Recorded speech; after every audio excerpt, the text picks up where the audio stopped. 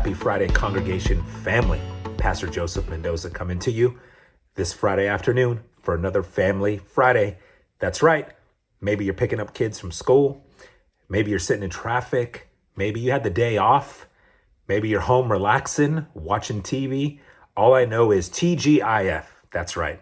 Hope you guys are amazing. Thank you for all the wonderful feedback that I'm getting on these Family Fridays. It's always an honor and a privilege to be with you guys, especially as we complete a week, but press in to another weekend. That's right. And we're going to jump right into it this Friday afternoon.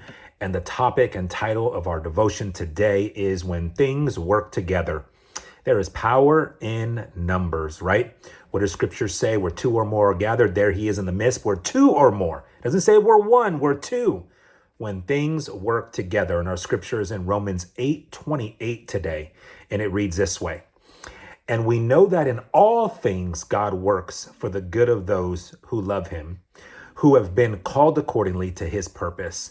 And I always like that certain word in there. And you're always going to find that I always love the word all, because all means nobody is excluded. Nobody's left behind. All means all of us, right? All things, right? God works for the good of those who love him, right? And who have been called accordingly to his purpose. Have you ever tried baking cookies before? Any bakers out there? How about any dad bakers out there? Any guy bakers out there? You start with a bunch of different ingredients, right? You start with sugar, flour, eggs, maybe some chocolate chips. I have no idea. What do you guys like to put in your cookies? Oatmeal, raisins. I'm just thinking of different things. Maybe you do a snickerdoodles one, right? Separately, a lot of those things don't taste great when you think about it. I'm not going to just eat a raw egg or some raw flour, right? Generally, those things don't taste great together. But when you mix them all up, right? When you mix them all together, right?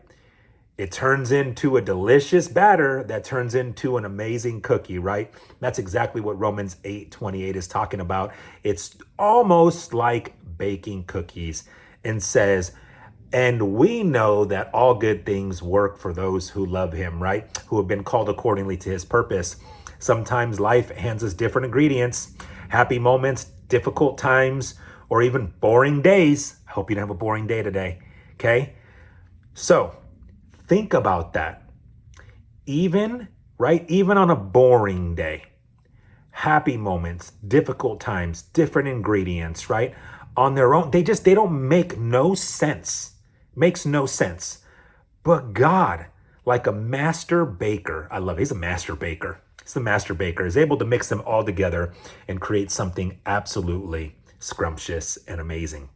In our families, right, we experience all sorts of ingredients. Woo-wee.